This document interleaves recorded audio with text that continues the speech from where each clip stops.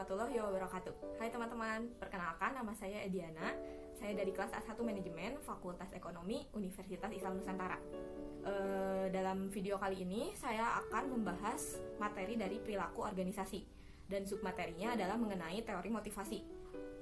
Sumber yang saya pakai pun bukunya dari Stephen Robbins, dan saya akan menjelaskan sejelas mungkin, sesingkat mungkin. Semoga teman-teman bisa mengerti apa yang saya sampaikan. Terima kasih.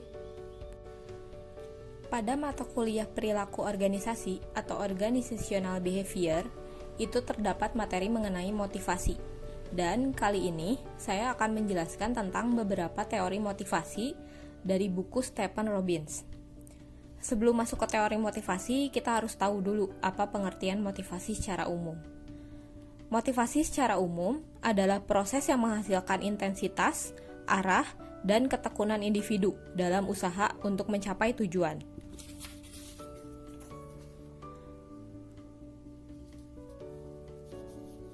Teori motivasi itu dibagi jadi dua. Yang pertama ada early theory motivation dan contemporary theory of motivation. Perbedaan keduanya adalah early theory motivation merupakan cikal bakal teori-teori awal yang ada di dunia, sedangkan contemporary theory of motivation merupakan cabangnya dari early theory motivation.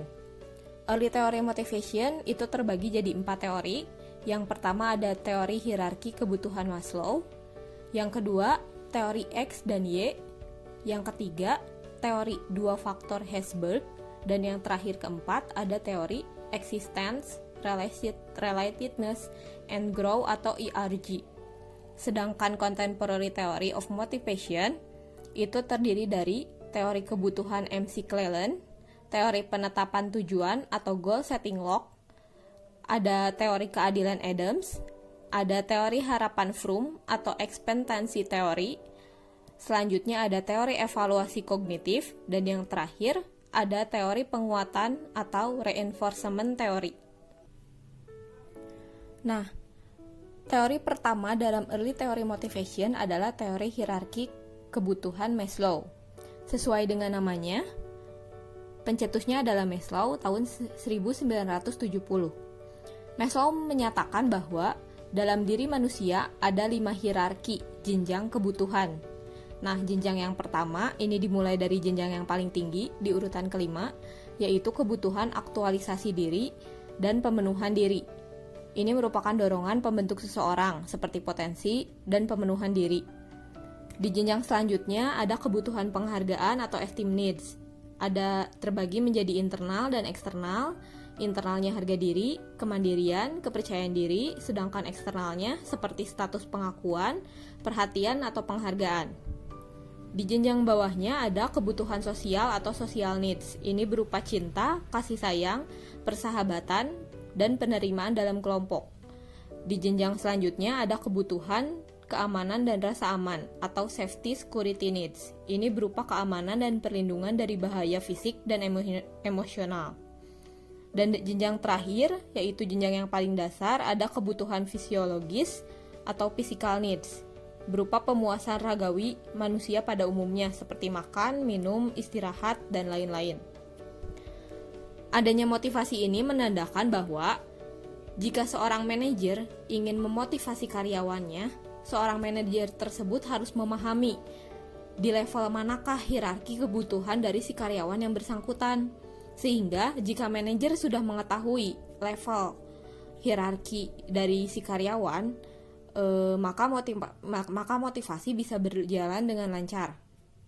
Nah, teori ini juga telah mendapatkan pengakuan secara luas, karena kelebihannya, teori ini secara intuitif, logis, dan mudah dipahami, tetapi kelemahannya secara riset masih kurang valid. Di teori selanjutnya yaitu teori X dan Y. Pencetusnya adalah Douglas McGregor. Dia menyatakan bahwa ada 2 tipe manusia. Yang pertama tipe teori X atau pemalas, dan tipe teori X dia sebut pekerja. Maksud dari pemalas adalah McGregor menganggap bahwa manajer memikirkan para pekerja pada dasarnya tidak menyukai pekerjaan. Sedangkan dalam tipe teori X, McGregor mengatakan bahwa manajer menganggap para pekerja itu sebagai suatu hal yang alamiah, sehingga pekerja tersebut pasti rajin. Tetapi, Greger menganggap asumsi teori Y lebih valid daripada asumsi teori X. Oleh karena itu, ia mengusulkan gagasan tersebut sebagai pengambilan keputusan partisipasif, bertanggung jawab dan pekerjaan yang lebih menantang, hubungan kelompok yang baik sebagai pendekatan motivasi pekerja. Teori ini pun sama seperti teori Maslow, tidak ada dukungan yang valid. Selanjutnya ada teori dua faktor Herzberg. Seperti namanya, penemunya adalah Frederick Herzberg. Ia menyatakan, dan teori ini juga disebut sebagai teori motivasi higien atau teori motivasi murni. Dalam teori ini disebutkan bahwa faktor-faktor intrinsik berhubungan dengan kepuasan kerja, sedangkan faktor ekstrinsik berhubungan dengan ketidakpuasan kerja. Faktor higien juga seperti kebijakan perusahaan dan ADM, pengawasan dan gaji dalam suatu pekerjaan, di mana jika tidak sesuai maka pekerja tidak akan terpuaskan. Nah, pandangan kontras Herzberg itu ada di pandangan kepuasan dan ketidakpuasan. Secara tradisional, ada kepuasan dan tidak kepuasan. Tetapi dalam pandangan Herzberg, itu dibagi dua. Ada kepuasan dengan tidak kepuasan, dan ketidakpuasan dengan tidak ada kepuasan dengan ketidakpuasan. Lanjut lagi di teori Existence, Relatedness and Growth (ERG). Penemunya adalah, pencetusnya adalah Clayton P. Alferder tahun 1972. Alferder menyatakan bahwa rangkuman dari hasil riset empiris dari teori hierarki kebutuhan Maslow. Jadi, kalau di hierarki kebutuhan Maslow itu ada 5 jenjang, sedangkan dari rangkumannya Alferder itu menghasilkan 3 kebutuhan inti manusia. Yang pertama, ada kebutuhan existence atau eksistensi. Ini berupa pemenuhan kebutuhan dasar. Kalau dalam teori Maslow, ini berhubungan dengan kebutuhan fisik dan keamanan.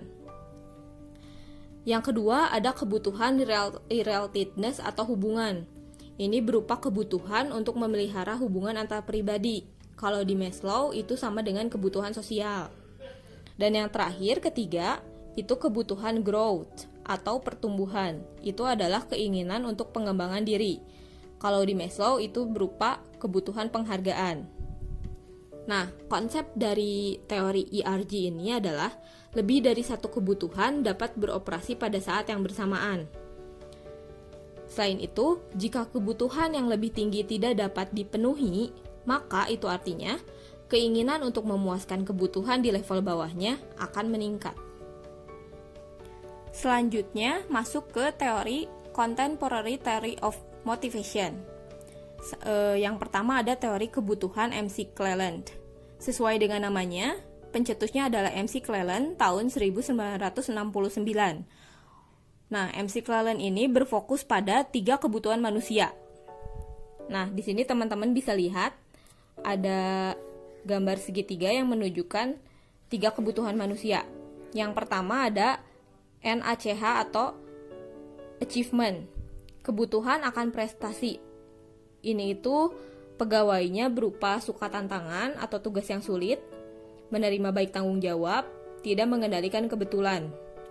Solusinya, solusi motivasi untuk tipe pekerja seperti ini adalah akan termotivasi bila pekerjaan menuntut tanggung jawab pribadi yang tinggi dan terdapat umpan balik. Itu dari tipe achievement.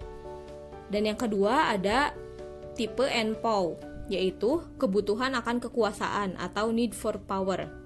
Sifat dari pekerjanya adalah suka menerima tanggung jawab, suka mempengaruhi orang lain, dan suka suasana kompetitif.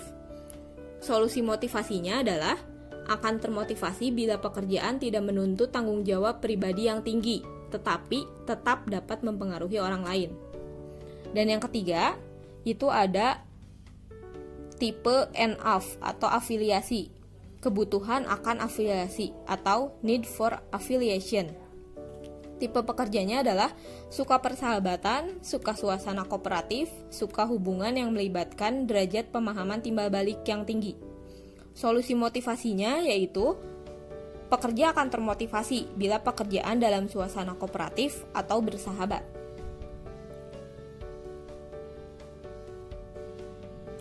Yang selanjutnya ada teori penetapan tujuan atau goal setting Locke. Sesuai dengan namanya, pencetusnya adalah Edwin A. Locke tahun 1969. Jadi dalam teori ini disebutkan bahwa tujuan yang sulit dan khusus dengan umpan balik akan menimbulkan kinerja yang lebih tinggi. Nah, 3 faktor yang mempengaruhi keberhasilan motivasi dengan penetapan tujuan ini menurut Locke adalah yang pertama komitmen tujuan, yang kedua keyakinan individu bahwa ia mampu melakukan tugasnya, dan yang ketiga adalah budaya nasional. Nah, mengapa orang-orang termotivasi oleh tujuan yang sulit? Menurut Locke sendiri, alasan pertamanya adalah tujuan yang menantang akan memperoleh perhatian kita dan membantu kita memfokuskan diri. Alasan yang kedua, tugas yang menantang akan membangkitkan energi kita bekerja untuk lebih keras untuk mencapainya. Karena Locke berpikir bahwa jika pegawai yang mendapat tugas yang susah, ia akan bekerja lebih keras dibandingkan jika ia mendapatkan tugas yang mudah. Nah, yang ketiga, alasannya yaitu ketika tujuan itu menjadi lebih sulit, maka orang-orang akan terus bertahan untuk berusaha mencapainya. Dan yang terakhir, tujuan yang sulit itu akan mengarahkan kita untuk menemukan strategi yang dapat membantu kita secara lebih efektif.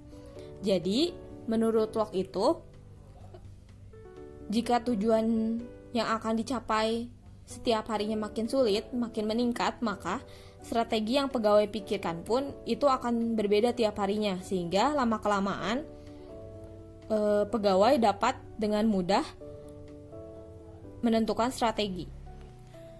Selanjutnya ada teori keadilan Adams. Pencetusnya adalah Stacey Adams. Di sini disebutkan bahwa karyawan akan membandingkan diri mereka dengan kawannya, rekan kerjanya, rekan dalam organisasi lain, atau pekerjaan masa lalunya. Karyawan akan termotivasi bila setelah dibandingkan melahirkan persepsi keadilan. Nah, dalam acuan pembandingnya, diri karyawan akan dibandingkan dengan di dalam perusahaan. Selain itu, diri karyawan akan dibandingkan dengan di luar perusahaan. Individu lain akan dibandingkan di dalam perusahaan. Dan yang terakhir, individu lain akan dibandingkan di luar perusahaan.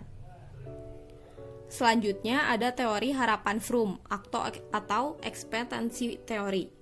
Sesuai dengan namanya, pencetusnya adalah Victor H. Froome tahun 1973. Dia menyebutkan bahwa kekuatan kecenderungan kita untuk bertindak dengan cara tertentu bergantung pada kekuatan ekspektasi kita mengenai hasil yang diberikan dan ketertarikannya. Teori ini dipusatkan pada 3 hubungan. Yang pertama ada upaya individu atau individual effort yang akan berhubungan dengan kinerja individu atau individual performer yang akan berhubungan kembali dengan imbalan organisasi atau organization reward dan akan berhubungan dengan tujuan pribadi atau personal goals dari pegawai itu sendiri. Teori ini juga merupakan salah satu teori motivasi kontemporer yang paling banyak diterima secara luas. Selanjutnya ada teori evaluasi kognitif.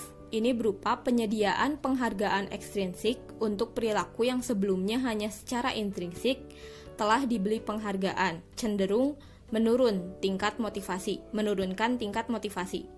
Unsur intrinsiknya berupa tanggung jawab atau kompetensi, dan unsur ekstrinsiknya berupa gaji atau promo jabatan. Dan yang terakhir, teori dari contemporary adalah teori penguatan, reinforcement theory. Ini menunjukkan bahwa perilaku merupakan fungsi dari konsekuensinya. Konsep dari teori ini adalah perilaku disebabkan oleh lingkungan, perilaku dikendalikan oleh pemerkuat, dan penguatan memungkinkan perilaku untuk diulang.